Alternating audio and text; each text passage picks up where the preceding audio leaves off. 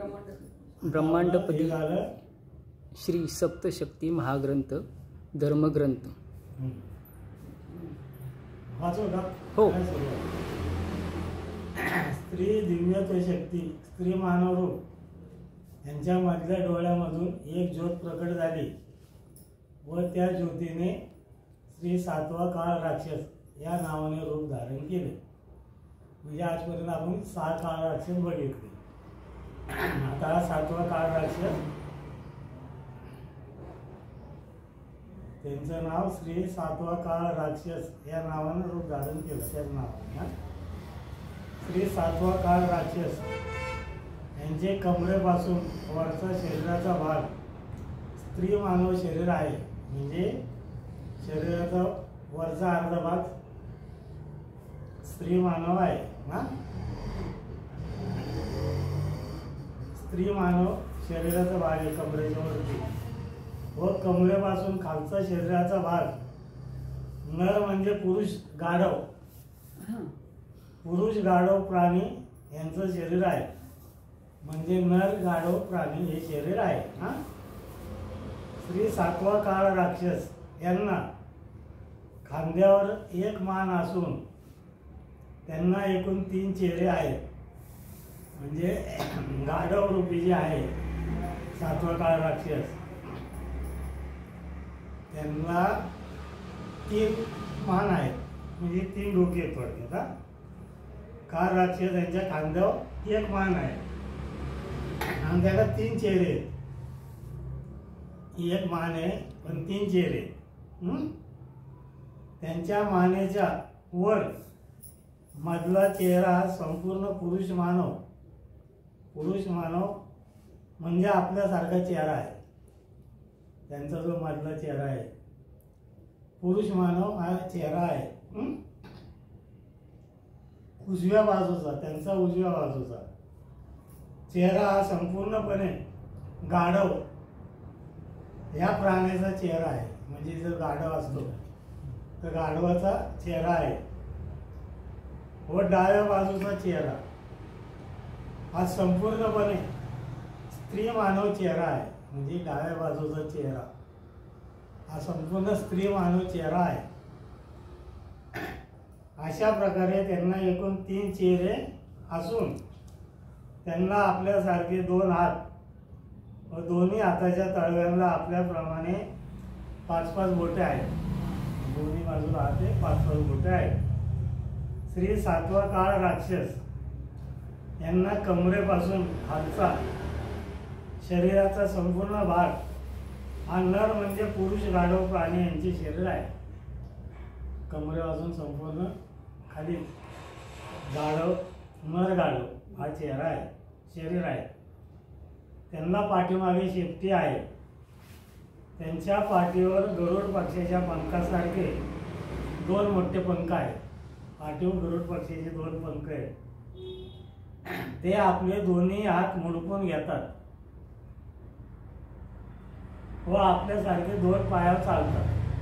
म्हणजे जे गाढव प्राणी आहेत थोडक्यात त्यांना पुढे 2 पाय मागे 2 पाय, तर पुढचे जे 2 पाय आहेत म्हणजे त्यांचे 2 हात आहेत ते मुडपून घेतात आणि मागच्या 2 पायावर चालतात। त्यांच्याकडे स्वयंभू शस्त्रे नाहीत, म्हणजे त्यांना शस्त्र नाही त्यांच्याकडे। श्री दिव्यत्व शक्ती स्त्री मानव रूप यांच्या समोर श्री सातवा काळ राक्षस थांबलेले असताना श्री दिव्यत्व शक्ती स्त्री मानव रूप यांनी त्यांना आपले कार्य थोडक्यात समजावून सांगितले। म्हणजे श्री दिव्यत्व शक्ती स्त्री मानव रूप आहे, त्यांनी त्यांना जे काय कार्य करायचं आहे ते कार्य थोडक्यात समजावून सांगितले। श्री सातवा काळ राक्षस यांच्या शरीरावरचा प्रमुख मधला म्हणजे मुख्य पुरुष चेहरा आहे। जो मधला चेहरा आहे तो पुरुष मुख्य चेहरा आहे। त्या चेहऱ्याच्या विचाराने ते ब्रह्मांडामधील सर्व प्रमुख दैवते उदाहरणार्थ श्री शिवशंकर, श्री विष्णुदेव, श्री ब्रह्मदेव, श्री इंद्रदेव, श्री काळ भैरवनाथ, श्री दत्त महाराज वगैरे सर्व प्रमुख पुरुष दैवते असतात. जे दैवते, पुरुष दैवते, प्रमुख दैवते जे आहेत ते, त्या सर्व दैवतांनी पृथ्वीवर जन्माला येऊन आपल्या संपूर्ण आयुष्यामध्ये जगाच्या कल्याणासाठी चांगले कोणकोणते कार्य करायचे आहे. म्हणजे पृथ्वी जन्माला येऊन जगाच्या कल्याणासाठी चांगलं कुठलं कुठलं कार्य करायचंय. तसेच ती दैवते चुकीचे काय कर्म करणार आहेत त्याबद्दलचे त्यांच्या संपूर्ण आयुष्यामधील दिवस व रात्रीचे भविष्य हे लिहित असतात. म्हणजे जे दत्त महाराज आहेत किंवा ब्रह्मदेव आहे, शंकर आहेत, यांनी पृथ्वी जन्माला आल्यावर त्यांनी संपूर्ण आयुष्यात काय काय चांगलं काम करायचंय, काय काय चुकीचं कर्म करायचं, वाईट काम करायचं, त्याचं भविष्य लिहितात. त्यांचं दिवसाचं पण लिहितात आणि रात्रीचं पण लिहितात. दैवतांचं प्रमुख दैवत आहे.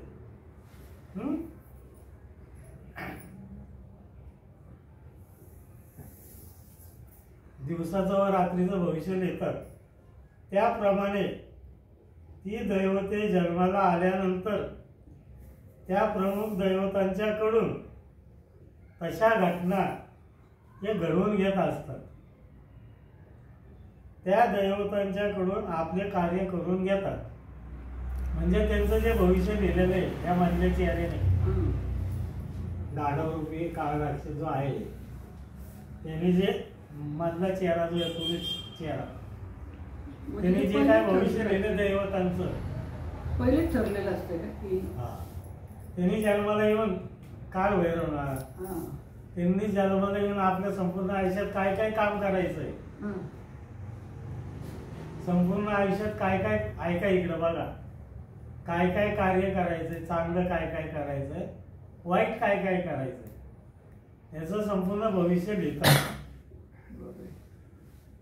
चांगलं पण आणि वाईट पण, संपूर्ण आयुष्यातलं दिवसाचं आणि रात्रीचं. दिवसाचं काय कार्य करायचं, रात्रीचं काय कार्य करायचं हे लिहितात. त्याबद्दलचं त्यांच्या संपूर्ण आयुष्यातलं भविष्य लिहितात. ते काय काय काम करायचं त्यांनी. त्याप्रमाणे ती दैवत जन्माला आल्यानंतर त्या प्रमुख दैवतांच्याकडून तशा घटना घडवून घेतात. म्हणजे भविष्य लिहितात, जन्माला घालतात. जन्माला आल्यावर त्या दैवताकडून ती कामं करून घेतात. कोण? हे काळ राक्षस. त्या दैवतांकडून आपलं कार्य करून घेतात.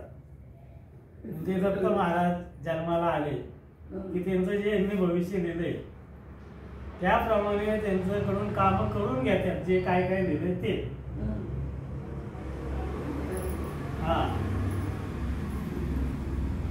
श्री सातवा काळ राक्षस हे सर्व प्रमुख दैवते असतात.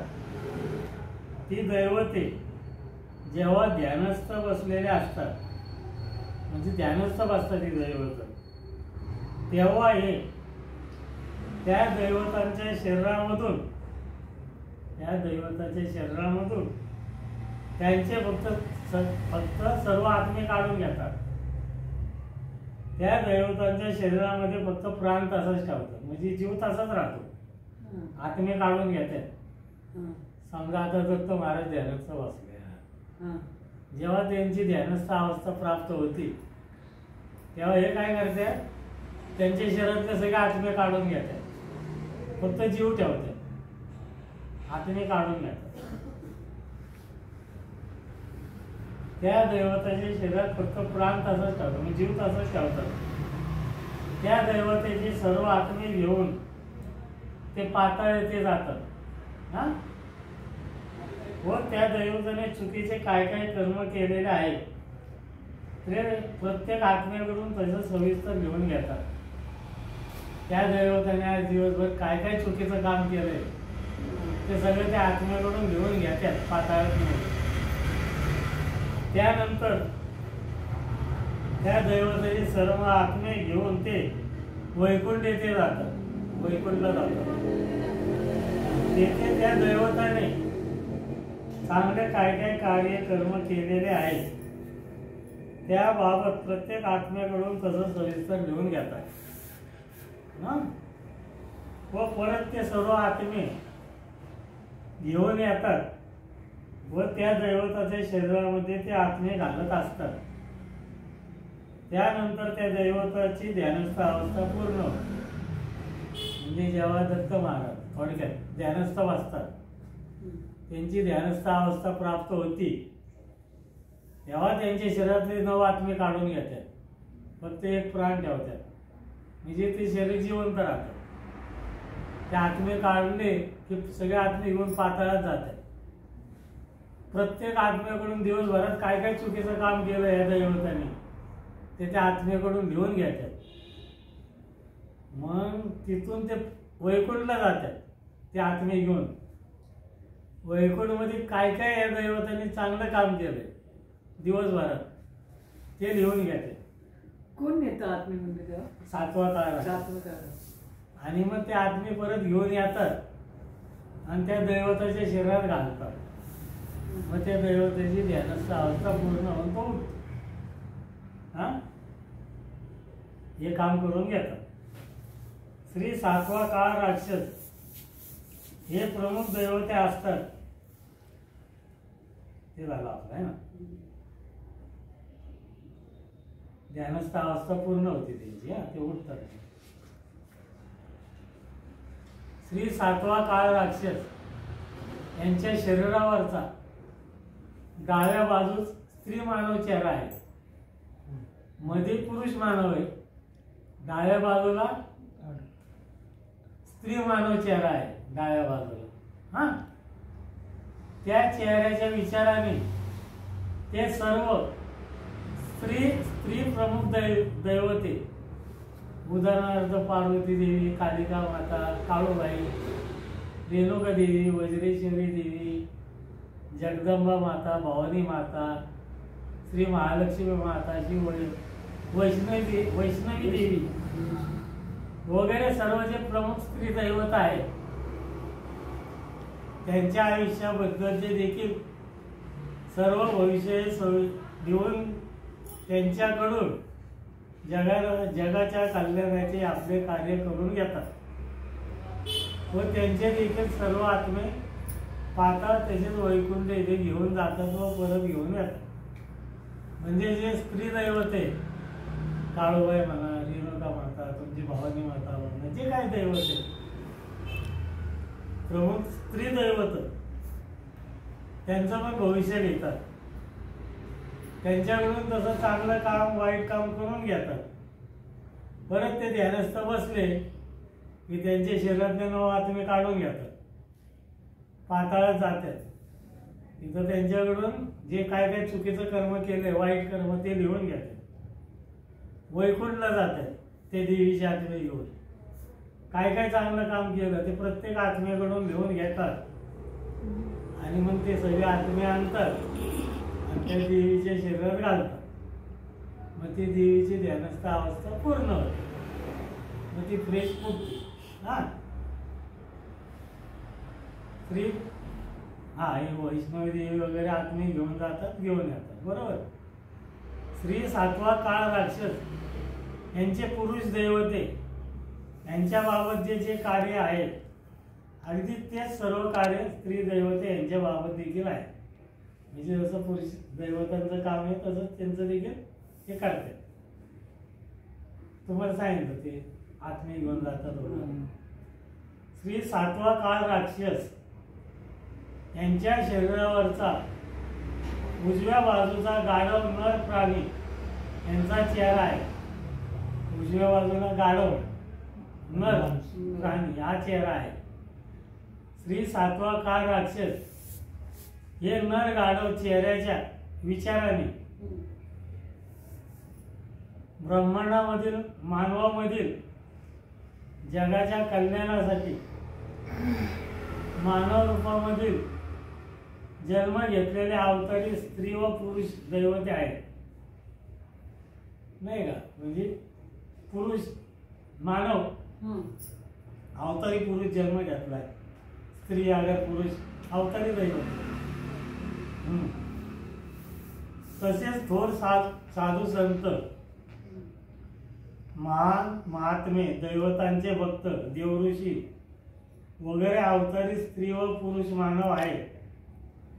त्याचप्रमाणे ऐका, देशाच्या राजकारणामधील उच्च पदावरील नेते, पुढारी वगैरे राजकारणी व दैवतांचे अवतारी स्त्री व पुरुष पृथ्वीवर जन्माला येऊन आपल्या संपूर्ण आयुष्यामध्ये जगाच्या कल्याणासाठी चांगले कोणकोणते कार्य करायचे आहे, तसेच ते अवतारी मानव चुकीचे वाईट काय कर्म करणार आहेत त्याबाबतचे त्यांच्या संपूर्ण आयुष्यामधील दिवस व रात्रीचे भविष्य हे लिहितात. त्याप्रमाणे ते अवतारी मानव जन्माला आल्यानंतर त्या अवतारी मानवांच्याकडून तशा घटना हे घडून येत असतात. त्या दैवी अवतारी स्त्री व पुरुष यांच्याकडून आपले कार्य करून घेतात. म्हणजे 7वा काळ राक्षस जो आहे, तो जो डावा चेहरा आहे, गाढव, नर गाढव, यांचा जे पुढारी लोक आहेत, म्हणजे शरद पवार म्हणा, इंदिरा गांधी म्हणा, राजीव गांधी, नरेंद्र मोदी, हे किंवा जे अवतारी स्त्री पुरुष आहेत, दैवतांचे देवऋषी आहेत, साधू संत महात्मे, हे जे आहेत, तुमचे अक्कलकोटचे महाराज धरा किंवा शेळगावचे म्हणा किंवा अजून कुठले, हे जे संत महात्मे आहेत, दैवतांचे भक्त, देवऋषी वगैरे आहेत, त्यांचं हे भविष्य लिहितात.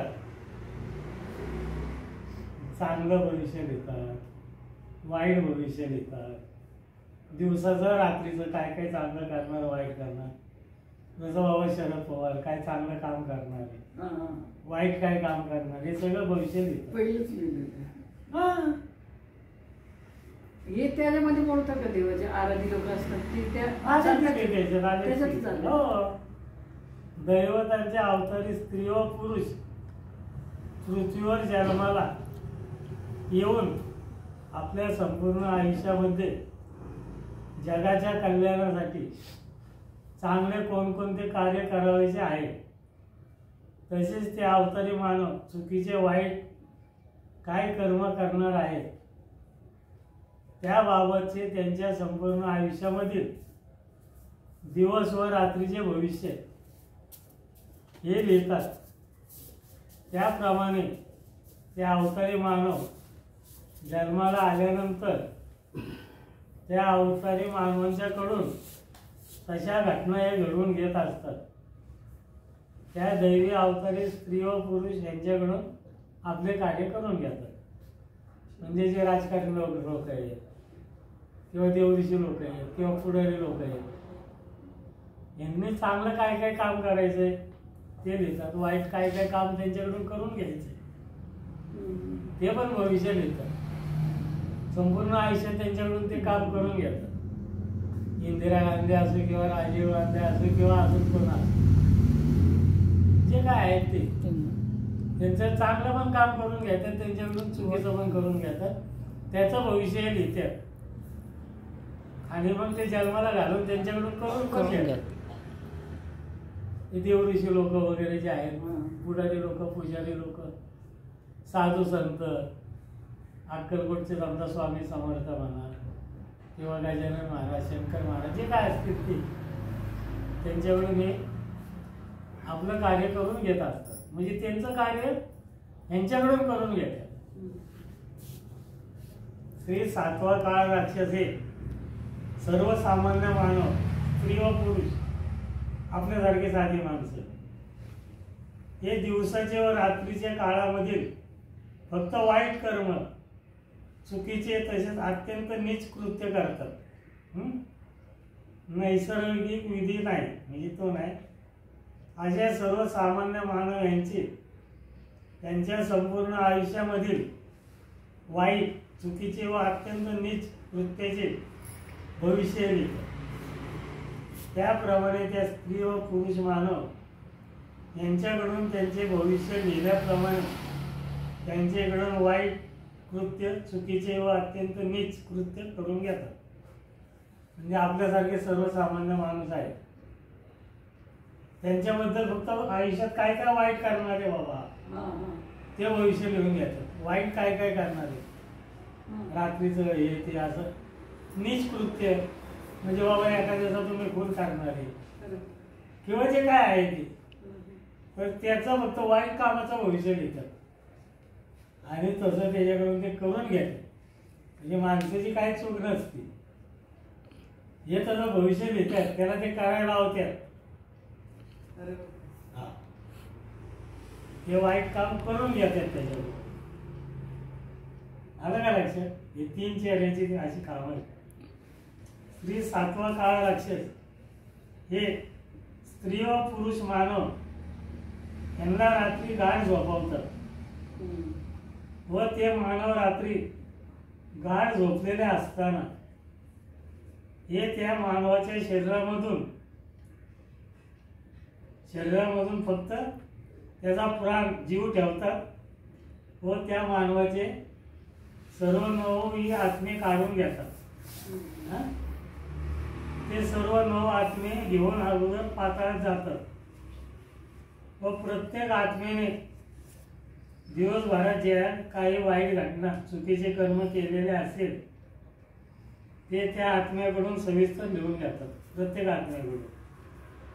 त्यानंतर ते सर्व आत्मे घेऊन वैकुंठ येथे जातात. तेथे प्रत्येक आत्म्याकडून दिवसभरात जे काही चांगले कर्म, कार्य केलेले असेल ते त्या आत्म्याकडून सविस्तर लिहून घेतात.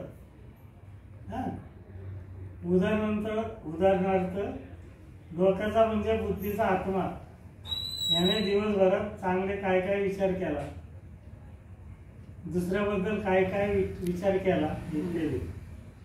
डोळ्याचा आत्मा दिवसभरात चांगले काय पाहिले, वाईट काय पाहिले इत्यादी. कानाचा आत्मा दिवसभरात चांगले काय ऐकले, वाईट काय काय ऐकले इत्यादी. तोंडाचा आत्मा, आपण बोलतो ना, तोंडाचा आत्मा दिवसभरात तोंडाने काय काय बोलला, वाईट काय काय बोलला, कोणाची निंदा केली, कोणाला शिव्या दिल्या, शाप दिला व दैवी चमत्कार केला. समजा दैवी चमत्कार केला. तसेच तोंडाने चांगले काय काय खाल्ले, वाईट काय काय खाल्ले इत्यादी. हाताचा आत्मा हे बंद करा.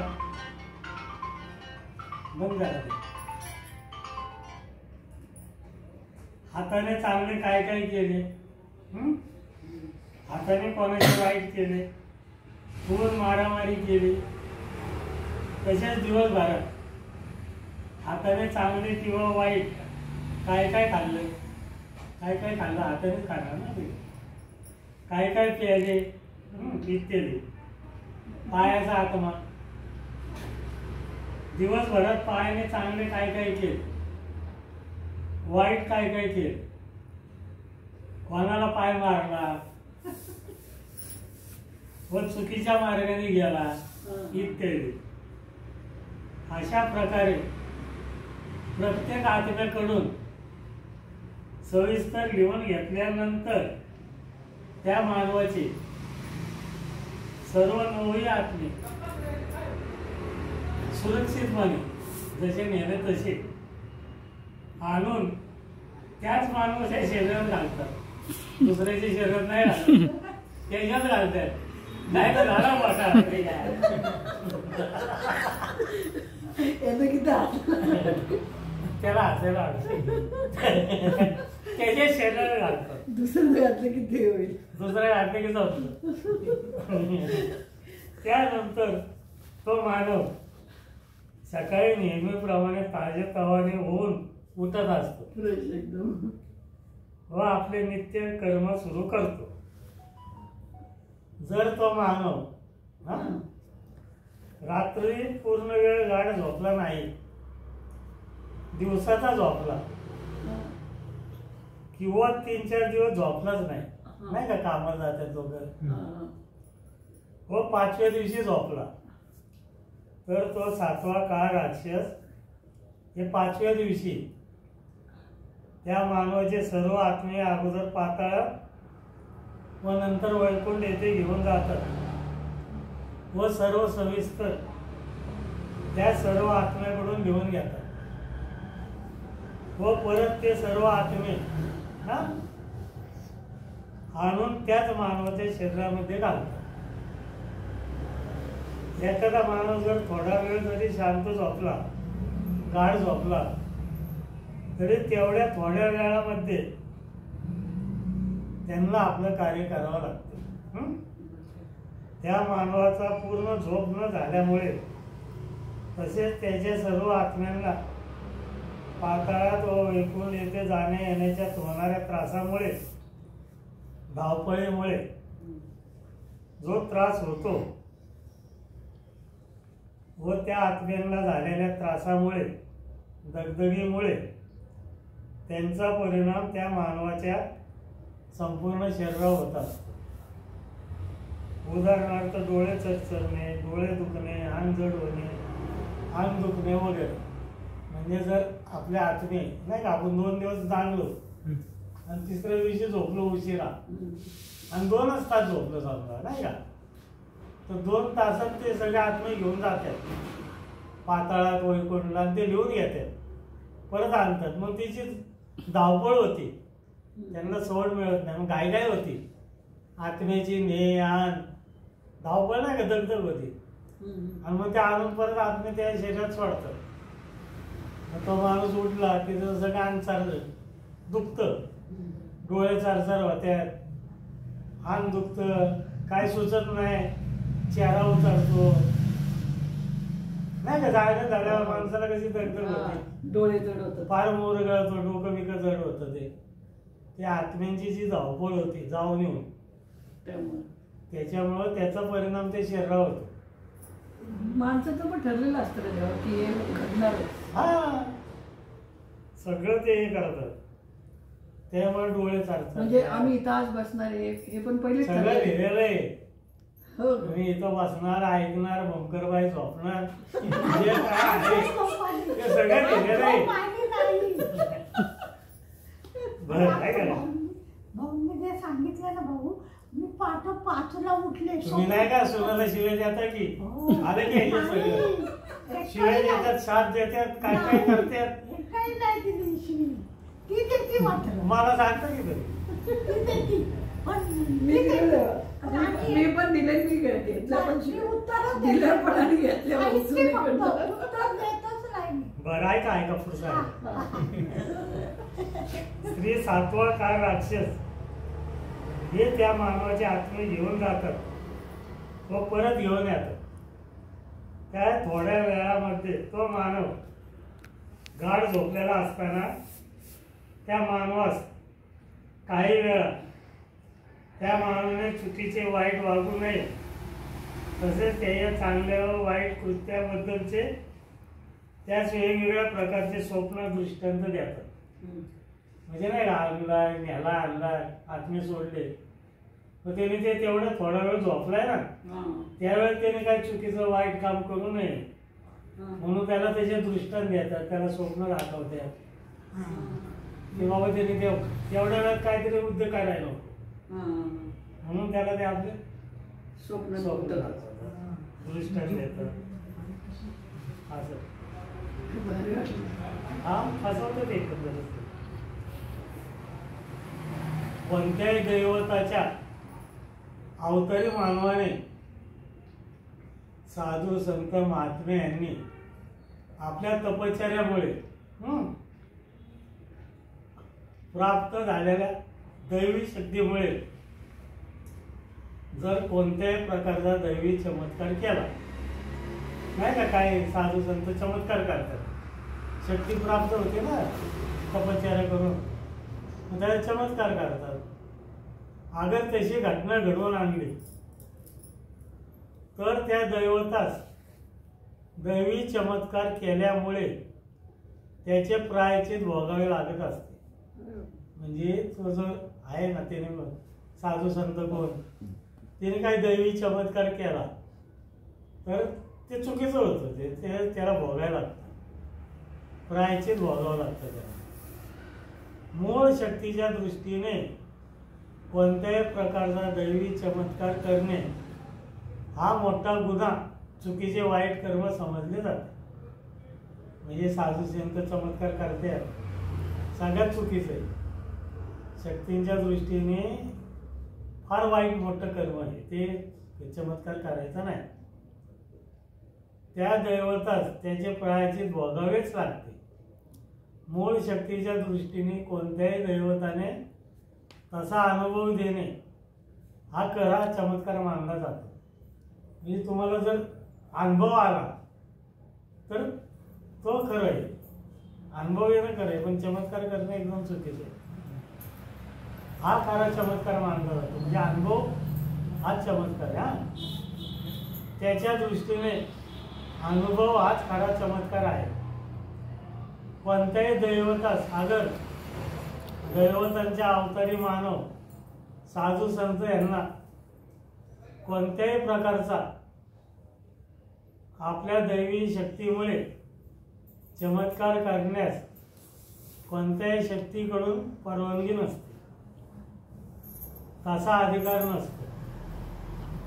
चमत्कार केल्यामुळे ब्रह्मांडामधील निसर्गाचे नियम बदलतात. चमत्कार केला की ब्रह्मांडातले नियम बदलतात व कोणत्याही दैवतास साधू संत यांना निसर्गाचे नियम बदलण्याचा तसा कोणताही अधिकार नाही. जर त्या दैवतांनी अगोदर साधू संत वगैरे यांनी निसर्गाचे नियम बदलण्याचा प्रयत्न केल्यास, कोणत्याही प्रकारचा चमत्कार केल्यास, घडवून आणल्यास ते अतिशय चुकीचे कर्म, वाईट कर्म होत असते व त्याचे प्रायश्चित त्या दैवतास भोगावेच लागते. म्हणजे तुम्ही टीव्हीला वगैरे बघता ना, यांनी चमत्कार केला, संतोषी मातांनी चमत्कार केला, तेव्हा गजानन महाराजांनी चमत्कार केला, तर हा चमत्कार करायला कोणालाही परवानगी नाही शक्तींची. जर चमत्कार केला तर निसर्गाचे नियम बदलतात. निसर्गाचे नियम बदलण्याचा कोणालाही अधिकार नाही. त्या शक्तींना त्याचा त्रास होतो. मग ते अवतारी दैवत असेल किंवा साधू संत असेल, त्यांना मोठ्या प्रमाणात त्याचा त्रास भोगावा लागतो, त्याचे प्रायश्चित भोगावे लागतात. श्री सातवा काळ राक्षस हे पशु पक्षी व सर्व जातीचे प्राणी यांच्यामधील प्राणी रूपामधील दैवत आहे व अवतारी प्राणी दैवत आहे. यांचे देखील दिवस व रात्रीचे तसेच त्या दैवतांनी सर्वसामान्य व सर्व जातीचे पशु पक्षी व इतर सर्व तऱ्हेच्या प्राण्यांचे संपूर्ण आयुष्याचे रक्षण कसे करावायचे, स्वतःचं रक्षण कसं करायचं, त्यांचा सांभाळ कसा करावायचा, तसेच इत्यादी चांगले व वाईट संपूर्ण आयुष्याचे भविष्य लिहून त्याप्रमाणे त्यांच्याकडून कार्य करून घेतात.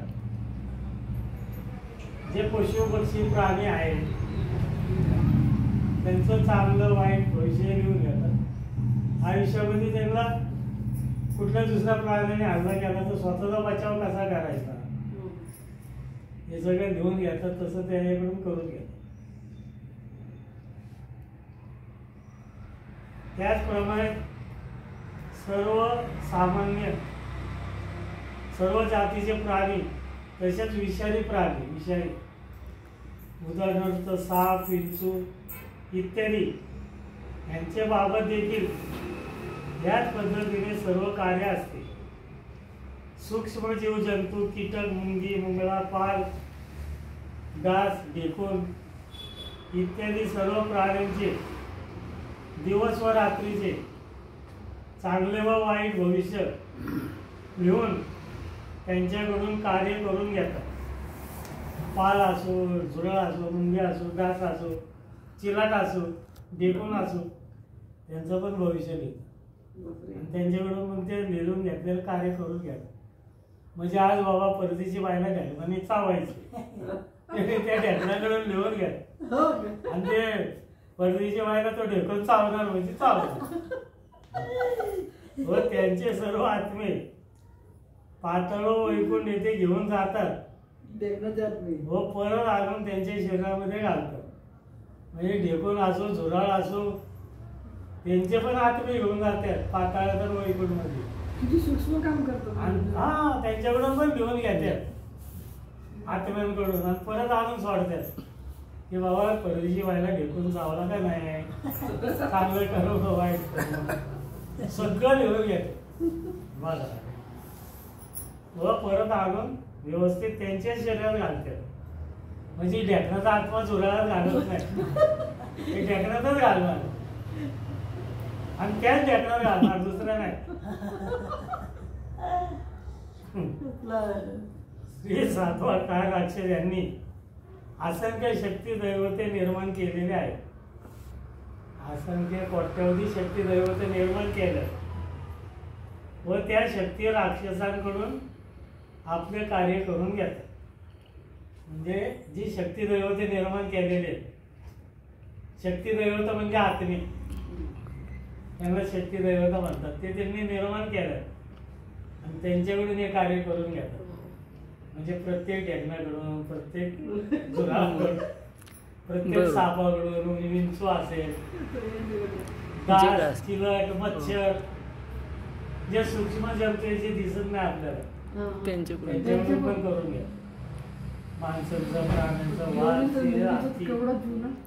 सगळ्यांकडून करून घ्या. असंख्य शक्ती दैवत निर्माण केले, कोट्यवधी दैवत, त्यांच्याकडून ते प्रत्येकाकडून कार्य करून घेतात. स्त्री दिव्यत्व शक्ती, स्त्री मानव रूप यांच्या समोर श्री सातवा काळ राज्य थांबलेले असताना स्त्री दिव्यत्व शक्ती, स्त्री मानव रूप यांच्या उजव्या हाताच्या तळव्यामधून एक ज्योत प्रकट झाली व त्या ज्योतीपासून सर्व शस्त्रे निर्माण झाली. ती शस्त्रे श्री दिव्यत्व शक्ती, स्त्री मानवरूप यांनी श्री सातवा काळ राक्षस यांना दिली. त्यानंतर त्यांच्या डाव्या हाताच्या तळव्यामधून एक ज्योत प्रकट झाली व त्या ज्योतीने पोपट या प्राण्याचे रूप धारण केले. श्री दिव्यत्व शक्ती, स्त्री मानव रूप यांनी श्री सातवा काळ राक्षस यांना पोपट पक्षी वाहन दिलेला आहे. त्यानंतर श्री सातवा काळ राक्षस यांनी ज्योतीचे रूप धारण केले व ती ज्योत श्री दिव्यत्व शक्ती, स्त्री मानव रूप यांच्या मधल्या डोळ्यामध्ये प्रवेश करून घेऊन जाईल. म्हणजे आलं का लक्षात? सातवा काळ राक्षस काय काय कार्य, दैवतांबद्दल कार्य आहे, देवी असतात ना, देवी पार्वती वगैरे त्यांच्याबद्दल कार्य, माणसाबद्दल कार्य आहे, स्त्री पुरुष, नंतर तुम्हाला सांगतो पशु पक्षी प्राणी, कबूतर प्राणी, घोडा, गाढव, पाल, सगळ्यांबद्दल, वाघ, सिंह, हत्ती सगळ्यांबद्दल कार्य आहे. सातवा काळ राक्षसाचं कार्य संपलं. आता आठवा काळ राक्षसी 104 पान पूर्ण झालं. 105 नंबर चाललं. थांबू का आता? एक पान होते की खालचं? तुम्ही तुमच्या किती लवकर आज चालू केलं, आज महाराजांनी लवकर